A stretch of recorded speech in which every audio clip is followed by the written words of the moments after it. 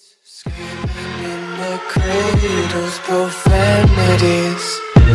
I see the world through ice covered in ink and bleach. Cross out the ones who heard my cries and watched me weep. I love everything. Fire spreading all around my room. My world's so bright, it's hard to breathe, but that's alright. Hush.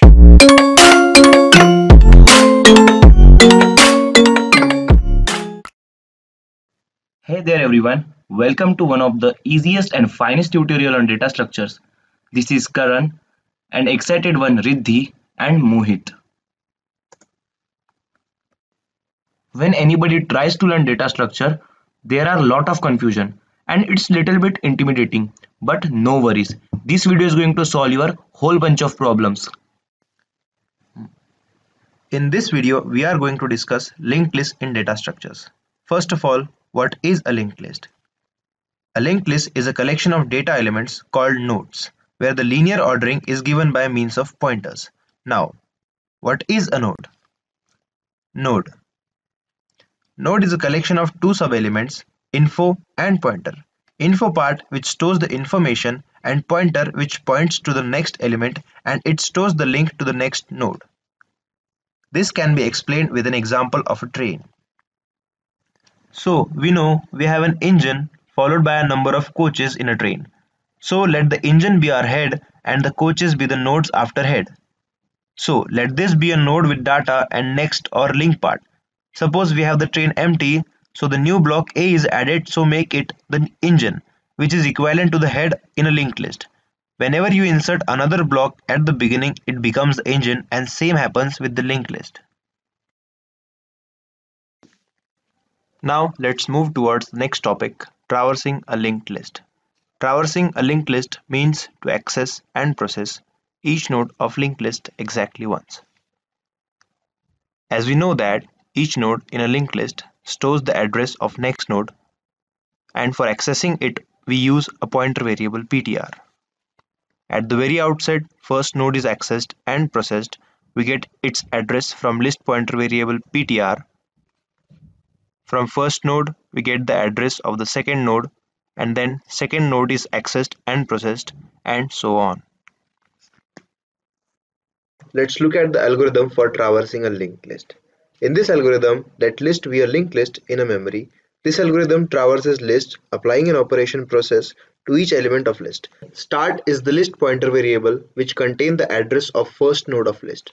And now, second step represents condition for iterating a while loop. Link ptr points to the next node to be processed.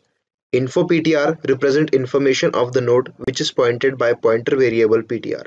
In first step of algorithm, value of start is assigned to pointer variable ptr. Now ptr points to the first node of the linked list.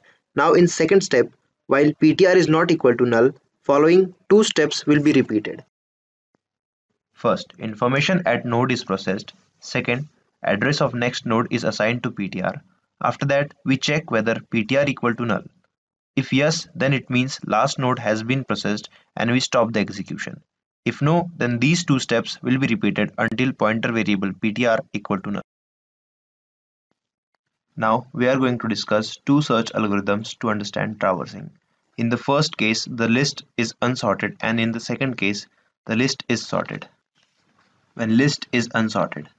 In this algorithm, starting from first node of linked list, content of each node will be compared with a given value one by one until the content of node matches with the given value. The location of the node whose content has matched with the given value is the required location of the node where the given value first appears in the linked list. List is a linked list in memory. This algorithm finds the location LOC of the node where item first appears in list, or sets LOC equal to null. In first step, value of list pointer variable is assigned to the pointer variable ptr. Then, until the ptr is not equal to null, following steps will be repeated. In this step, it is checked whether the content of node pointed by pointer variable ptr is item or not.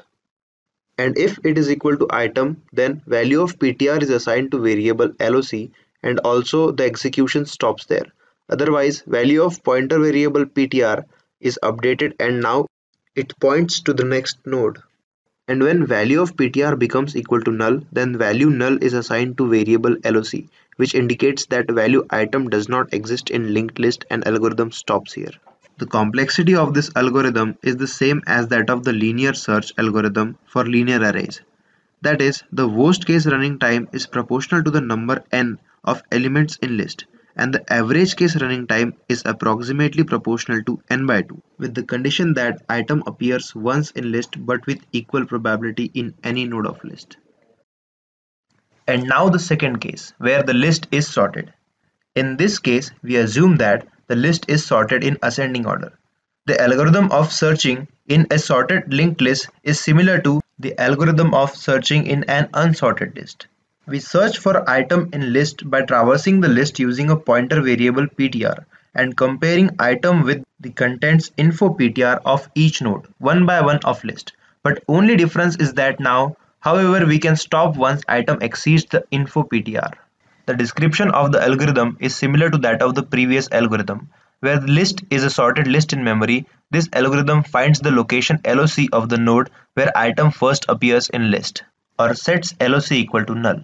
In first step, the link to the head is assigned to variable ptr, and the while loop is repeated until ptr becomes null, where null indicates the end of linked list or tail. In step 3, it is checked whether item is greater than info or data in that particular node. If yes, then ptr is now assigned with the link to the next node. If the item is equal to info ptr, then the location is set to ptr location and the search is successful. It means that the item is found at location ptr. If both the conditions are not satisfied, then pointer is assigned a null value and program is exited. Coming to the next topic, memory allocation. It is the process of setting aside sections of memory in a program to be used to store variables and instances of structures and classes. There are two types of memory allocations. One, static memory allocation. Two, dynamic memory allocation. First, static memory allocation. It is defined as the process of allocation of memory at compile time before the associated program is executed. In this type of memory allocation, variables remain permanently allocated. Dynamic memory allocation. Size of required memory can be determined at runtime. Dynamic memory allocation refers to managing system memory at runtime. In it, malloc function is used to allocate a single block of memory space, while the calloc function is used to allocate multiple blocks of memory space. In static memory allocation, no memory allocation or deallocation actions are performed during execution. For example, if we declare an array of size 50, then we can store only 50 elements in it. That is, its size is fixed, and no change can be made to the allocated memory block. So, why do we need to introduce another allocation method if this just gets the job done? Because it is very useful for flexibility and space efficiency. Especially in those cases where the input isn't known beforehand, we suffer in terms of inefficient storage use and lack or excess of slots to enter data, given an array or similar data structure to store entries. So here we define dynamic memory allocation. Dynamic memory allocation is done by using calloc and malloc functions. These functions return a pointer of type void which can be cast into a pointer of any form. Now we understood the concept of memory allocation. Now let's move towards the next topic, garbage collection. Garbage collection is a type of memory management. It automatically cleans up unused objects and pointers in memory, allowing the resources to be used again. Garbage collection works as background process at runtime, which detects unused objects and removes them from memory. Object is considered unused when it's unreachable or, in other words, there are no references to it. Another way is by using reference counting.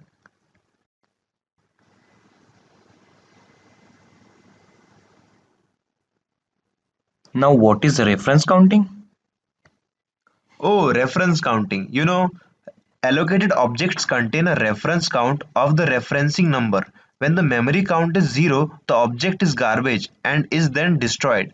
This strategy simply counts how many references there are to each object stored in memory. If an object has 0 references, it is considered unnecessary and can be deleted to free up the space in memory. Oh, now I understood the reference counting.